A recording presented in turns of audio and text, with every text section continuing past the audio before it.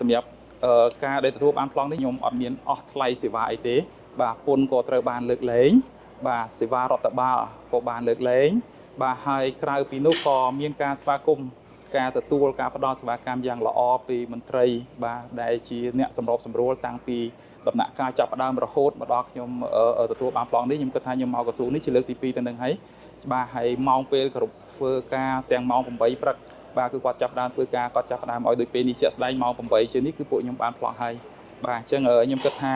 នេះជារឿងមួយល្អមែនទែនហើយខ្ញុំមិនដែលសង្ឃឹមថាខ្ញុំទទួលបានប្លង់ក្នុងរូបភាពបែបហ្នឹងទេពីព្រោះអ្វីជាក់ស្ដែងផ្ទាល់តែម្ដងគឺខ្ញុំបានត្រៀមកញ្ចប់ថវិកាផ្ទាល់ខ្លួនក្នុងក្រុមគ្រួសារហ្នឹង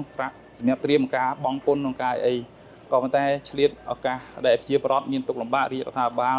បាទក៏ដូចជាក្រសួងបានជួយសម្របសម្រួលធ្វើម៉េចឲ្យពួកខ្ញុំបានប្លង់ដោយមិនមានការចំណាយអ្វីទាំងអស់បាទជាតិពេលហ្នឹងខ្ញុំក៏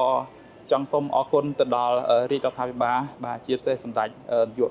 រដ្ឋមន្ត្រីក៏ដូចជាអាយដាមរដ្ឋមន្ត្រីក្រសួងដែនដីនគររូបនីយកម្មដែលបានសម្របសម្រួលក្នុងការផ្ដល់ជាការលើកលែងពន្ធប្រថាប់ត្រាក៏ដូចជាសេវាចំណាយរដ្ឋបាលផ្សេងៗដល់ប្រជាពលរដ្ឋដែលបានទិញផ្ទះនៅបរិយាលេងបាត្រាហើយមានការរងគ្រោះបាទហើយអញ្ចឹងខ្ញុំសូមអរគុណដល់រាជរដ្ឋាភិបាលក៏ដូចក្រសួងម្ដងទៀតហើយក៏អរគុណដល់បុគ្គលិកនៅក្រសួងដែនដីដែលបានផ្ដល់សេវាកម្មយ៉ាងល្អហើយខ្ញុំគិតថាសម្រាប់ខ្ញុំអារម្មណ៍ទី1ដែលខ្ញុំទទួលសេវារដ្ឋហើយមានការពេញចិត្តខ្លាំងបំផុតមែនទែនបាទអរគុណបាទ